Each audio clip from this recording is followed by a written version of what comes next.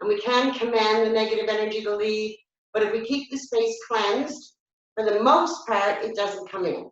And so, again, I will say I cleanse this space with love and light, and only love and light may enter.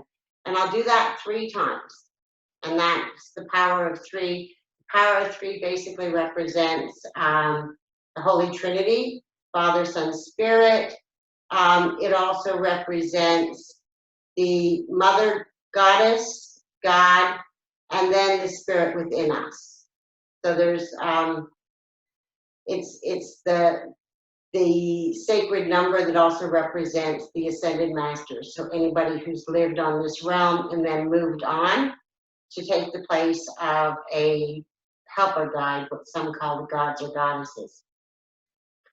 So is all that making sense, or is it clear as mud?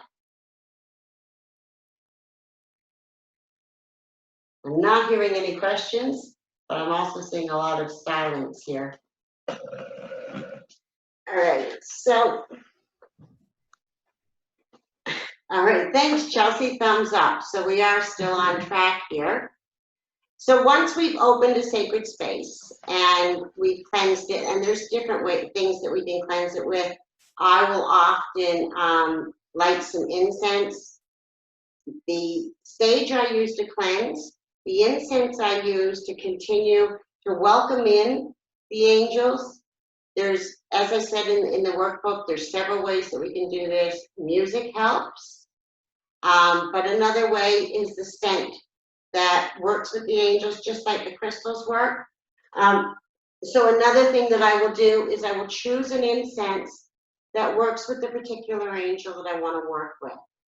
So again, we'll cover more of this later on in the course, but each of the angels has a particular crystal, they have a scent, and they also have a role.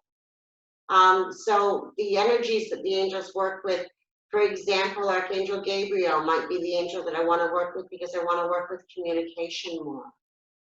Or if I'm studying, if I'm working as a student, I'm going to talk to Archangel Uriel, who comes in. One of the things Archangel Uriel does is comes in to work with students.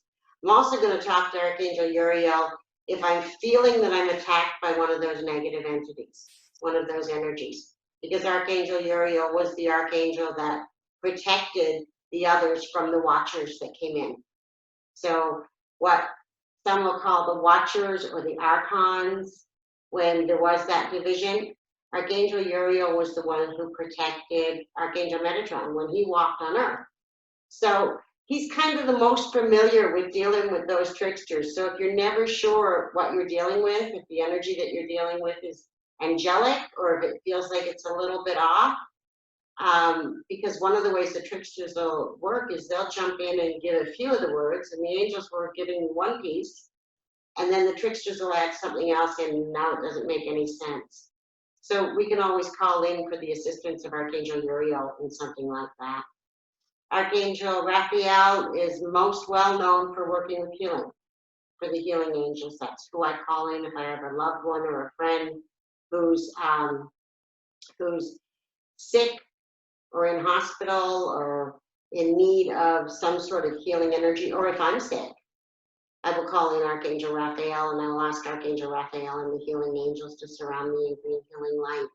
And that does start to shift and to bring into our lives. This is a physical world, and while the angels, I'm often reminded, while the angels can do anything for us, they won't do it all for us.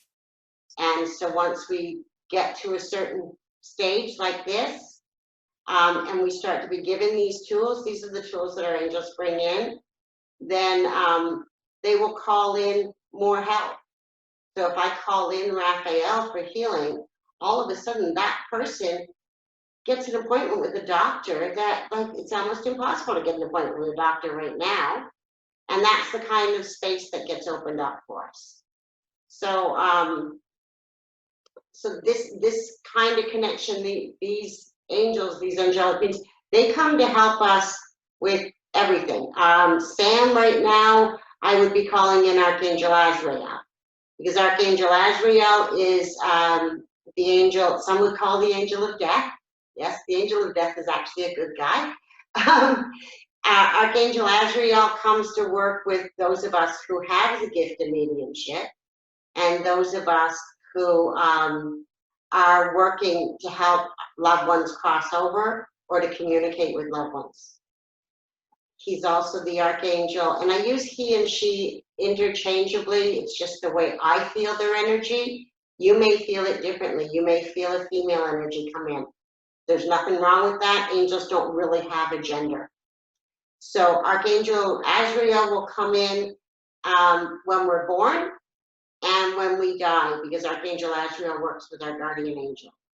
So oftentimes we'll feel Archangel Azrael's presence with us. And that's another thing that we're going to learn later on in the course, is how to identify. Once we can identify our own energy, separate it from others, we can then start inviting those angels and guides to come in, and we can feel their energy.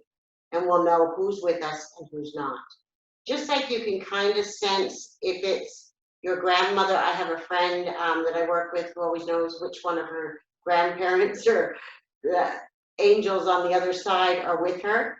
I often do. I know I can recognize my pop's energy when it comes in. So we kind of know when it's one of our loved ones that's crossed over, that's coming to reach out. It might be, I know it's my nan because I smell homemade bread. And so there's no bread baking, but that's a sense of her saying, I'm here. And then I can think about, what would I need my nan for when she was on earth? And it might be just to connect me with my family and to be closer to my cousins. It might be, you know, I need to go to a family get together or something. My nan was somebody who was always cooking and baking and always feeding everybody. And so that might be the reason she's coming in, is because one of my cousins or one of my sisters needs more family around them. And so if I smell baking bread and I'm thinking of my cousin Tina, then it might be time for me to reach out to my cousin Tina. And those are the little things that start to come to us, and people think, oh my goodness, how do you know all this? Right? But really it's because we choose to tune in. Because we choose to tune into these gifts and to embrace them, that it gives us the opportunity to connect and to recognize that just because somebody's given up the physical body doesn't mean they're not there. I mean, we've got the internet. We can't leave our homes or go out amongst each other and have these kind of conversations right now, not all of us anyways, but we can connect this way. And just because I can't touch you doesn't mean you're not here.